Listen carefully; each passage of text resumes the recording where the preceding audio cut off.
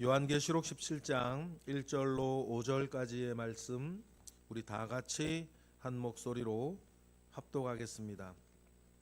또 일곱 대접을 가진 일곱 천사 중 하나가 와서 내게 말하여 이르되 이리로라 많은 물 위에 앉은 큰 음녀가 받을 심판을 내게 보이리라. 땅의 임금들도 그와 더불어 음행하였고 땅에 사는 자들도 그 음행의 포도주에 취하였다 하고 곧 성령으로 나를 데리고 광야로 가니라. 내가 보니 여자가 붉은 빛 짐승을 탔는데 그 짐승의 몸에 하나님을 모독하는 이름이 가득하고 일곱 머리와 일곱 뿔이 있으며 그 여자는 자줏빛과 붉은 빛 옷을 입고 금과 보석과 진주로 꾸미고 손에 금잔을 가졌는데 가증한 물건과 그의 음행의 더러운 것들이 가득하더라. 그의 이마에 이름을 기록되었으니 비밀이라 큰 바벨론이라 땅의 음녀들과 가증한 것들의 엄이라 하였더라. 아멘. 요한계시록 16장 17절에 나와 있는 것처럼 심판의 완성인 그 되었다 세 글자로 되어 있는 그 되어지는 과정을 오늘부터 우리는 일일이 읽고 묵상하게 될 것입니다. 구원의 완성이 십자가에서 있었고 요한계시록 16장 17장 이후부터 이제 심판이 완성될 것입니다. 그러면 당연히 심판으로 종결하는 것이 목적이 아닌 하나님께서 요한계시록 21장쯤에 가면 새 창조를 완성하시는 장면을 우리에게 보여주십니다. 그 세 가지 완성을 통해서 하나님의 구속사역, 이 온 세상을 새롭게 하시는 그 죄로 인하여 타락하고 망가진 이 세상과 인간을 완전히 다시 새롭게 하시는 하나님의 그 원대한 구속의 사역이 이제 비로소 완성이 될 것입니다. 그 중에 가운데인 심판이 어떻게 완성될 거냐, 그 과정을 일곱 대접 심판을 통해서 우리는 읽고 있습니다. 그리고 오늘 우리가 읽은 본문은 그 심판 가운데에서 이 세상을 말하는 그 바벨론에 대한 심판이 초점이 맞춰져 있고, 바벨론에 대한 심판을 행하실 때에 눈에 보이는 그 어떤 것들보다 이 세상을 그렇게 망가뜨려 오고 유혹해 오고 겁박해 오던 공중권세 잡은 자, 불순종의 아들들 가운데 역사하는 그 악한 영들에 대한 하나님의 직접적인 심판이 계시됩니다. 그래서 어제 본문에 그 진노의 대접을 공중에 쏟아부었다. 공중곳에 잡은 자에게 직접적으로 하나님께서 영계 안에서 심판을 행하시는 이십니다. 이걸 통해서 여러분, 이 세상에 그 어떤 것도 우리는 두려워할 것이 없다는 것을 아셔야 됩니다. 하나님께서 작정하시면 눈에 보이는 것이나 눈에 보이지 아니하는 것이나 그 어떤 악한 것이라 할지라도 하나님께서는 마음 먹으시면 언제든지 심판하신다. 그리고 하나님의 자녀인 여러분들을 지키기 위해서 그 악한 영들이 여러분들을 결코 해하지 못할 것임을 여러분 믿고 믿음으로 사시기를 바랍니다. 그래서 세상의 주관자 악한 영의 정체를 이제 폭로해 가실 텐데 그 두 개념으로 나옵니다. 하나는 음녀고 하나는 짐승이에요. 약간 이제 결이 다릅니다. 음녀의 어떤 코드는 유혹이에요.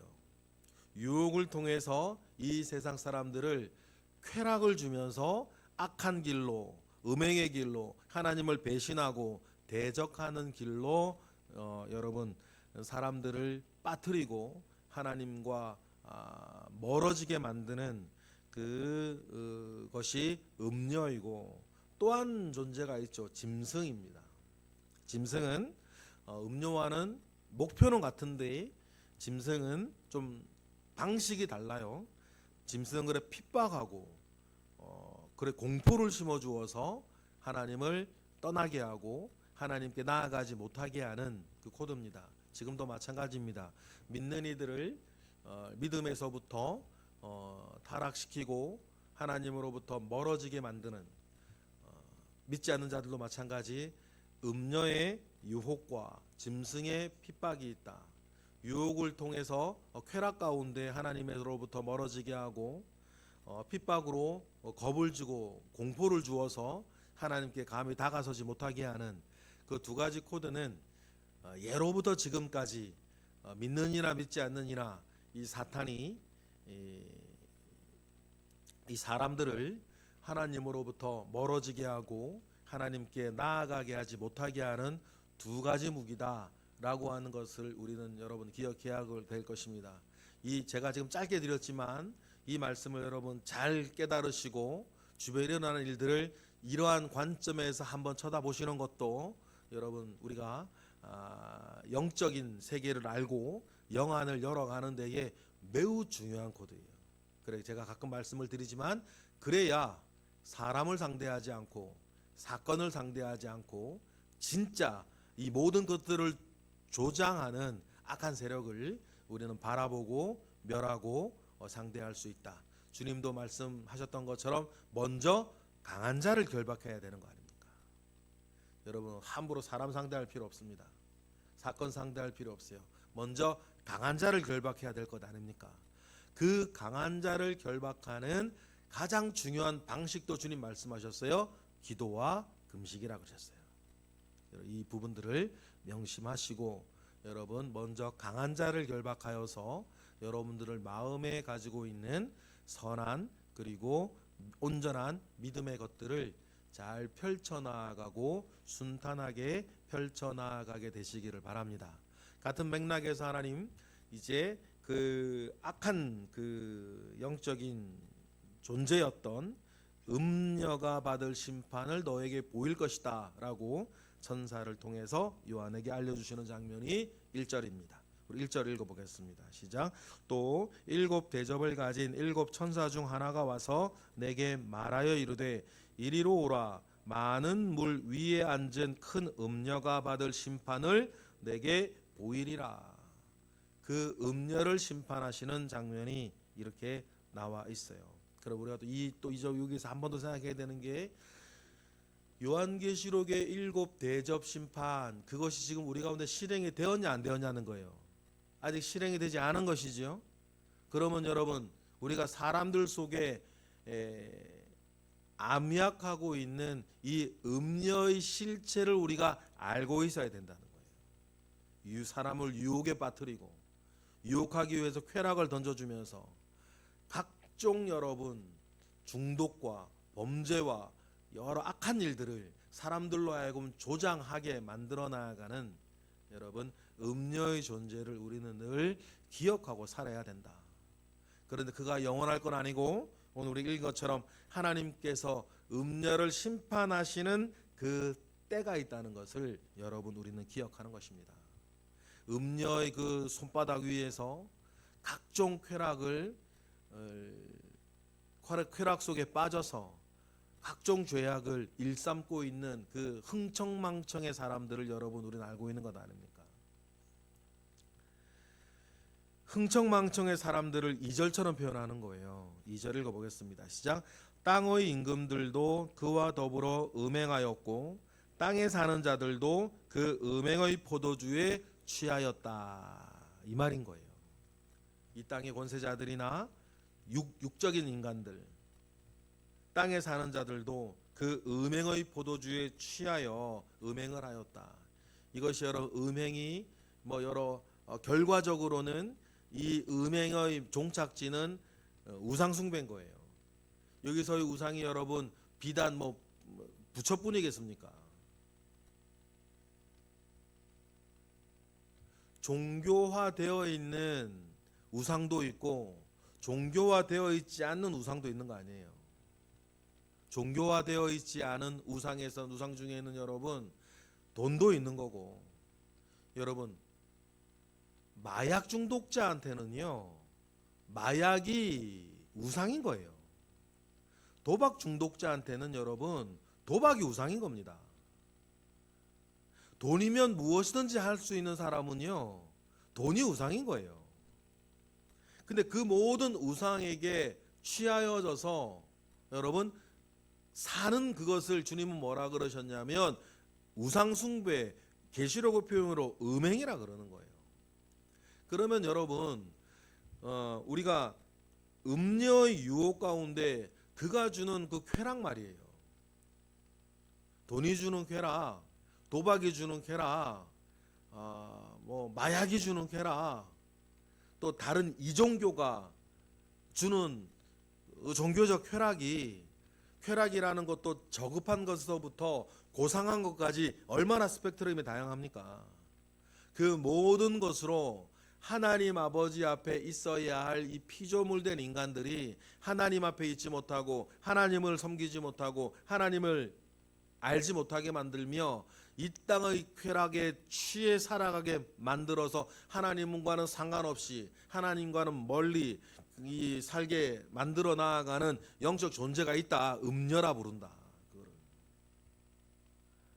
여러분 그 실체를 뭐 우리가 다 보고 알지 못한다 할지라도 그 존재와 그 활동은 우리 볼 수 있어야 돼요. 어디에서? 우리 주변의 이 세상과 여러분 주변의 사람들 속에서 말이에요. 취하여 살아가는 사람들이 있다는 것입니다. 유혹에 빠져 쾌락에 젖어 살아가는 사람들이 있고 그 재미 안에 이게 전부 있냐, 그 재미에 젖어서 재미조차 다른 어떤 선한 것도 하나님도 바라보지 못하고 살고 있는 사람들이 있는데 또 한 번 보면 그러면 그들이 행복하냐? 절대 그렇지 않아요. 여러분 세상에 행복한 마약쟁이가 어디 있습니까? 행복한 도박 중독자가 어디 있어요? 순간순간의 쾌락에 쩔어가지고 진짜 행복을 얻지 못하고 인생 망치고 있는데 본인들은 모른다. 알면서도 못 고치는 거 아닙니까? 여러분 극단적으로 제가 마약 도박 2번 얘기했지만 윤리적으로는 좀 덜해 보이는 것들도 영적으로는 다 마찬가지다. 하나님 앞에 살지 못하게 만드는 모든 유혹거리들 말이에요. 그 뒤에 있는 음녀를 볼 수 있어야 되는데 3절에 4절에는 5절에는 음녀의 정체를 주님께서 요한에게 폭로해 주세요.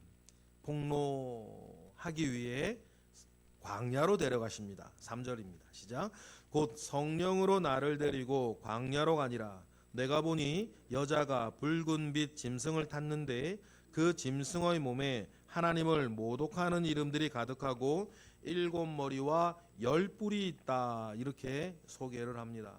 가득한 하나님을 모독하는 이름들이 있다. 그 하나님을 모독하는 이름들 다른 결국 뭐냐면 이것이 자기 자신을 신이라고 말하는 모든 이름들이에요. 하나님을 모독하는 이름이라 그랬잖아요. 그러면 하나님을 모독하는 이름은 다른 우상의 이름들을 말해요. 근데 여러분 우리가 기억할 게 있어요. 종교화된 우상도 있고 종교화되지 않은 우상도 있어요. 요거 명심하셔야 돼요. 그러니 여러분 세상이 우리 인간의 귀에 우리들의 귀에는 참 듣기 좋은 이야기들을 많이 해요. 여러분들 이런 거예요. 네가 신이라고, 네가 세상의 중심이라고. 여기에서 한반도 이제 감성적으로 나가면 네가 오라, 네 끔대로 해. 너는 세계에서 최고야. 무엇보다 중요한 건 너의 행복이야. 여러분 요 말이 다 어떤 말들이냐면 네가 신이라는 말이에요. 그런데 계시록에 뭐라고 나와요? 하나님을 모독하는 이름들이에요. 자기 자신을 신이라고 알고 있는 모든 것들이에요. 이것이 하나님 외에 다른 어떤 것들을 신이라고 말하는 모든 이름들이에요. 여러분 그러니 여러분 이걸 아셔야 되는 거예요. 우리 입장에서 얼마나 듣기가 좋아요. 네 행복이 최고고 네가 세상의 중심이고 네 느낌이 옳은 거고 네 생각대로 해. 책 제목들이에요. 유행하는. 그 얼마나 귀에는 듣기 좋아요. 근데 정말 여러분, 만약에 모든 사람들이 네 느낌이 맞으니까 네 느낌대로 살아. 모든 사람이 자기 느낌대로 살면 세상이 어떻게 되겠어요? 네 생각이 옳아. 네 생각대로 살아. 모든 사람이 자기 생각대로 살아. 어떻게 되겠어요? 그 책 팔아먹으려고 저자는 그렇게 썼겠지만, 여러분, 음녀라고 하는 코도 가운데 읽으셔야 돼요. 그리고 음녀의 정책을 폭로하는데 하나님을 모독하는 이름들이 가득해요. 자기 자신을 신이라 부르는 모든 것들. 여러분, 거기에 내 이름이 있으면 안 되는 거 아닙니까? 정말 어떤 사람이 내가 세상의 중심이라고, 또 직접적으로 종교하면 사람이 신이라고, 각각 사람들이 다 신이라고, 불교에서 말하는 그거 아닙니까? 일본만 가더라도 사물마다 신이 있고 그 신들을 모시는 신사가 있는데, 믿는 이들도 거기 가서 예쁘다고 사진 찍고 있고 영적으로 아무것도 모르는 사람들이에요. 교회 다녀도.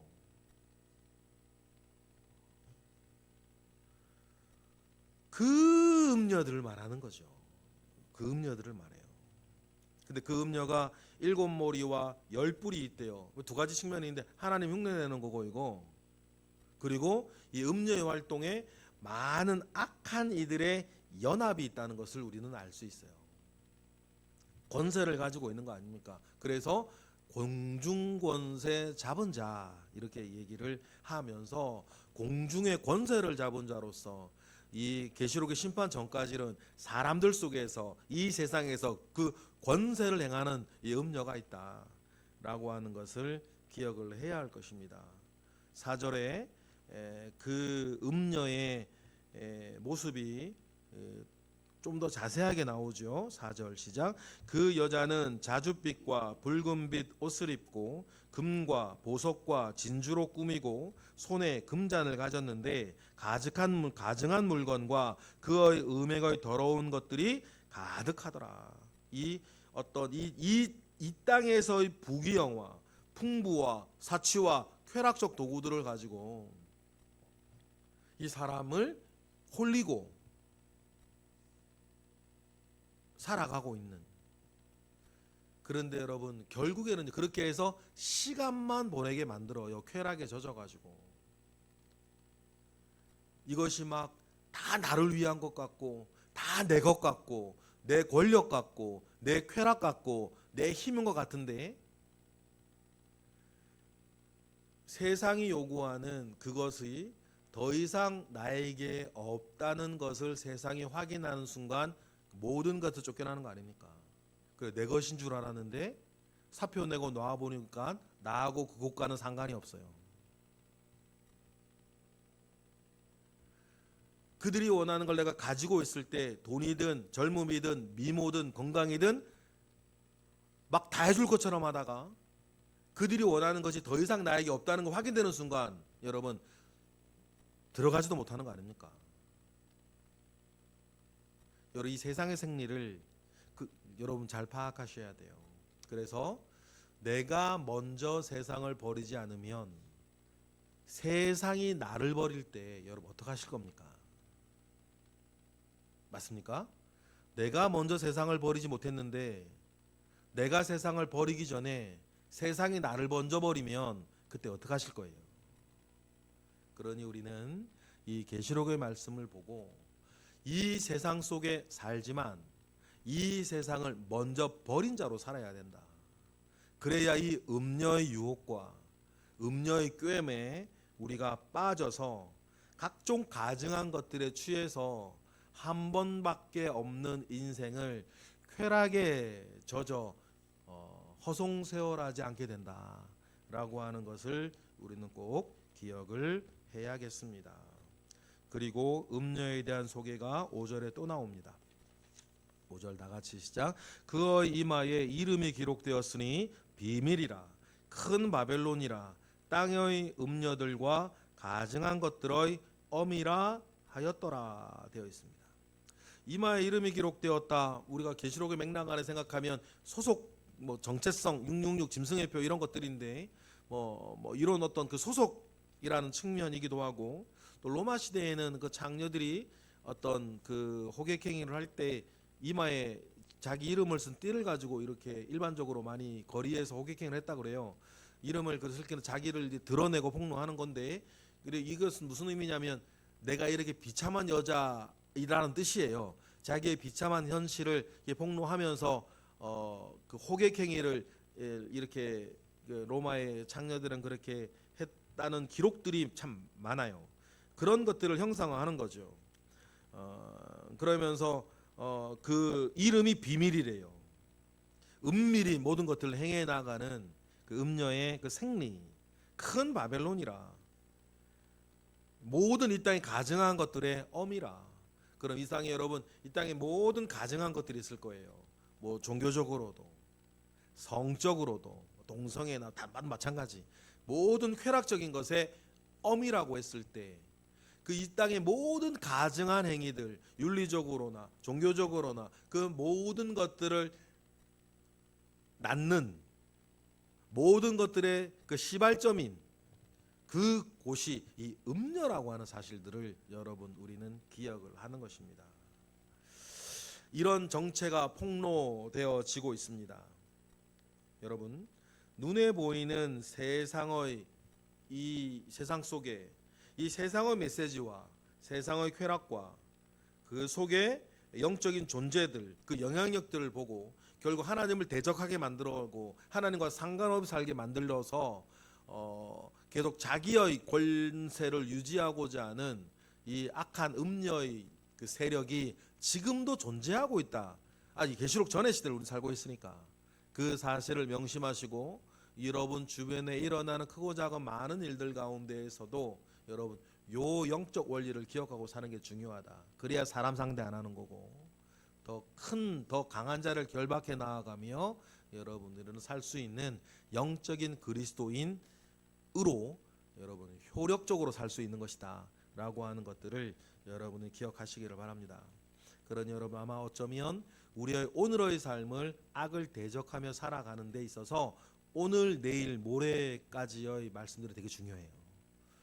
그 말씀들로 그 저항력을 가지고 저항할 수 있고 예수 그리스도 이름으로 대항하여 있을 때에 승리할 수 있다는 사실들을 기억하고 여러분 영적인 그리스도인으로 효과적으로 살아가시는 저와 여러분 되시기를 주님의 이름으로 축복합니다.